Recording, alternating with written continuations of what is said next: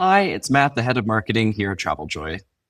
And I'm Caitlin from the Joymaker team, and welcome to Moments of Joy. This is our weekly video series with tips and tricks to help you get the most out of TravelJoy. And Caitlin, we missed you last week. How was your trip? My trip was great, Matt. Thanks for asking. I got to go down to San Diego, enjoy a little bit of sun, sea, some kayaking, saw some sea lions. It was a great time.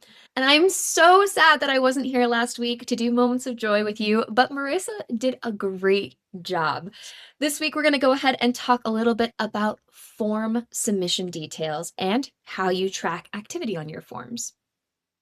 Now, if you have sent a form to a client and they've completed that form and you want to see the details of that form submission, you can head to that trip, locate the trip files tab, find that form underneath the form section, and scroll to the bottom of the form. There you'll see form submission details. We can clearly see when the form was created, when it was sent to our client, when the form email was opened, as well as when the form was submitted, including the IP address that that form was submitted from. It's a quick, simple little feature there that just helps you keep track of all of the activity related to your form submissions. Now, what is our workshop this week that the advisors can attend on Thursday?